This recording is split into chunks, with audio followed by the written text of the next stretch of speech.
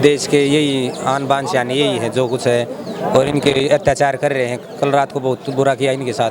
जब सभी हमारे पहलवान मेडल लाते हैं तो गवर्नमेंट इनका पूरी सहायता देती है और इन्हें प्रोत्साहन करती है। अब वो सरकार कहाँ है जो इनका साथ भी नहीं दे रही है और ना ही अपनी मन की बात मौजूद कह रहे हैं पहलवानों के प्रति। तो आप इस मुद्दे पर क्या कहना चाहेंगे? तो मोदी जी का हम तो क्या बताऊँ वैसा है, उनके मन की बात तो वही जाने। यानी कि राजनीतिक मुद्दा इसके अंदर शामिल है। सरकार को कुछ ना कुछ एक्शन लेना चाहिए कि स्पोर्ट्समैन देश की इतनी बड़ी बड़ी हस्तियाँ बैठी हैं तो कुछ ना कुछ करना चाहिए।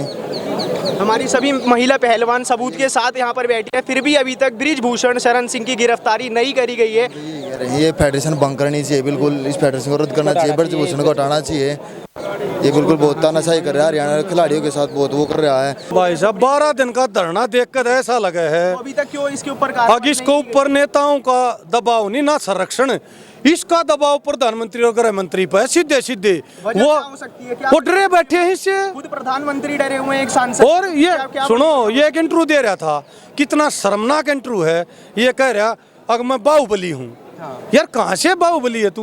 पहलवान होता तो महाबली मान लेते। ये बाहुबली फिल्म आई थी, उसमें देख के बाहुबली बन गया। एक अर्जुन पिंड देख के पहले ऐसे विकास दुबे गुंडा बन गया। ये गुंडे यार फिल्मी मानसिकता के लोग, सामंतवादी मनवादी सोच के लोग। अनशन हो गए हैं सभी अंतर्राष्ट्रीय पहलवानों को। क्या ये अनशन आगे भी ऐसा ही चलता रहेगा? अभी तक कोई सरकार का नियम अनशन तो ऐसे ही चलेगा। ये अनशन तो जब तक न्याय नहीं मिल जाता यार। ये देश की बेटियों का सवाल है। एक बार रियो ओलंपिक होया था, पूरा देश का खाता नहीं खुला, टीवी चला के बैठे थे। अगर हमारे देश का भी कोई मेडल आएगा, 12-12, 14-14 पड़ोस के देशों में भी मेडल थे। जब एक खाता खुला, वो अभी साक्षी में लगा आखिरी 3-4 सेकंड में, उससे पूछा गया अगर बेटी इस बारे में आप क्या कहोगे? देश में सिर्फ 2 मेडल, पुरुष प्रधान देश, इतने 75 साल हो गया दादी को, ऐसा क्या कारण है? तो उसने बेटा बताया ये मेरी 130 करोड़ लोगों की दुआ और दया का असर है जो मैंने मेडल मिला लास्ट सेकंड में। उससे दूसरा सवाल पूछा अगर ऐसा क्या है इस देश में मेडल नहीं आते? तो उन बच्चियों ने, उसके लिए मैरी कॉम ने, विनेश फोगाट ने बार बार मैं प्रधानमंत्री जी को इशारा किया, ट्वीट के माध्यम से किया। आज ये सीधे तौर पर जंतर मंतर मेन रोड पर बैठ कर, इस न्याय की धरती पर बैठ कर, एक स्पोर्ट्समैन को अपनी पूरी जिंदगी गवा देनी पड़ती है एक मेडल के लिए, इतनी मेहनत करता है। और आकर आप क्या देख सकते हैं, जंतर मंतर पे हमारी बहन बेटी, उनको ये अनशन करना पड़ रहा है। एक महिला के लिए यह आरोप लगाना कि इसने यौन शोषण किया है, ये उसके पर्सनल, उसके व्यक्तिगत इशू पर कितना बड़ा प्रभाव है, कितनी बड़ी सोच है। एक देश की गोल्ड मेडलिस्ट प्रधानमंत्री जी से न्याय मांग ले, जो उनको व्यक्तिगत तौर पर जानते हैं।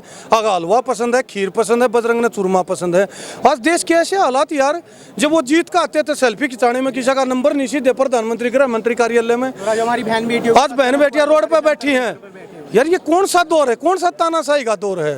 पर क्या है, 140 करोड़ का ये मुल्क है ना, इसको ये सोचना पड़ेगा। जब रियो ओलंपिक में ये साक्षी मलिक 130 करोड़ के लोगों की इज्जत और मान सम्मान के लिए वहाँ लड़के और उस झंडे को ऊंचा कर सकती हैं, तो क्या 140 करोड़ का मुल्क आज इन बेटियों की इज्जत की रक्षा नहीं कर सकता? ये सवाल देश पर खड़ा होता है। और हम इस सरकार को जो तानाशाही अहंकारी सरकार है, जो कल इनका रवैया देखा, इनको कहना चाहते हैं हम 2-4 पंक्तियों से, हम कहना चाहते हैं भाई लश्कर भी तुम्हारा है, सरदार तुम्हारा है, तुम सच को भी झूठ लिखवा दो, पैर अखबार पर तुम्हारा है। इस दौर का फरियादी जाए तो कहाँ जाए, कानून भी तुम्हारा है, दरबार भी तुम्हारा है, लेकिन इस सूरज की तपन तुमसे बर्दाश्त नहीं होती, क्योंकि एक मोम से पुतले सा किरदार तुम्हारा है, एक मोम से पुतले सा किरदार तुम्हारा। शायर लुधियानवी जी का एक शायर याद आ गया इस घटना पर, चाहे 1000 बरस गिरे या लाख आंधियां उठे, जिन फूलों को खिलना है वो खिलकर रहेंगे। और बड़ा सवाल जो कल 12 दिन के बाद आज एक ही सवाल देश के सामने खड़ा होता है, ये चार्ट लग रहे हैं। इन चार्टों में एक तरफ साक्षी मलिक, उसके 40 पदक हैं, दूसरी तरफ बजरंग पुनिया 40 पदक हैं, दूसरी तरफ विनेश फोगाट 40 पदक हैं, चौथी जो तालिका वो लग रही है उसमें 40 मुकदमे है कि हिस्ट्री शीटर पर गुंडागर्दी, मर्डर अपराध। इस देश के लोगों ने ये फैसला करना पड़ेगा अगर इन दोनों चार्टों में से कौन सा चार्ट बड़ा करना है। गुंडे का समर्थन करके देश में इसका चार्ट बड़ा करना है, 2-4 धारा और लगती रहे और ये बड़ा होता चला जा, या ये मेडलों का चार्ट बड़ा करना है। आज देश के सामने ये सवाल है, आज बहुत गंभीर समस्या है। जब प्रधानमंत्री भी चुप हैं, ये जाति के नाम से तोड़ रहे हैं।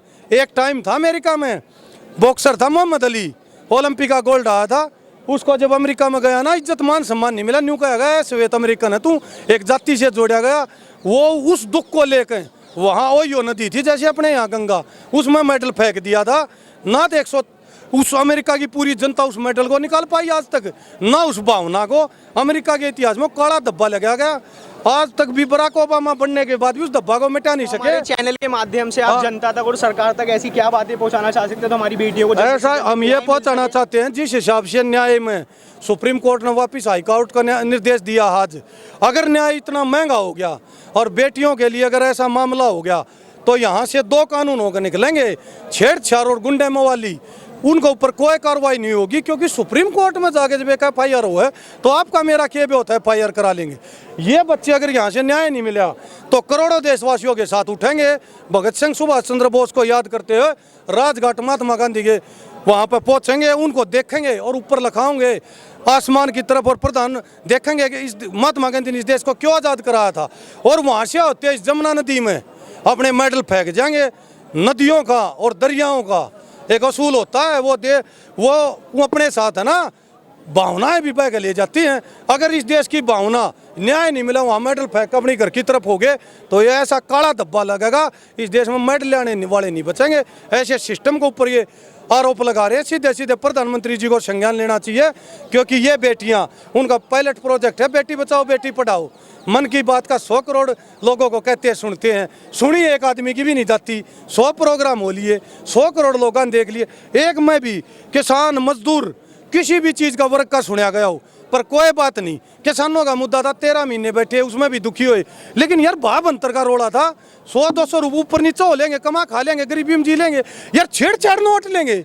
ये आदमी यो 140 करोड़ का मुल्क छेड़छाड़ नोटेगा अपनी बहन बेटियों को। शिकायत के पास देश के कानून में जिस तरीके से कार्रवाई होनी चाहिए थी वो कार्रवाई पूरी तरीके से नहीं हो पाई।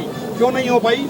कि जिस आदमी के खिलाफ 38-38 FIR है, गैंगस्टर एक्ट में भी FIR है, उसके बावजूद वो खुलेआम घूम रहा है। योगी क्लेम करते हैं कि पूरे यूपी उन्होंने साफ कर दी है। अगर गैंगस्टर एक्ट का एक आरोपी उसके घर पे बुलडोजर कब चलाएंगे, जानना चाहता हूँ। बिल्कुल राज्यसभा, ये पूरी तरीके से जो सत्तासीन लोग हैं उन लोगों की जिम्मेवारी बनती है कि देश की जनता को ये विश्वास दिलाएं कि देश का कानून सबके लिए समान है।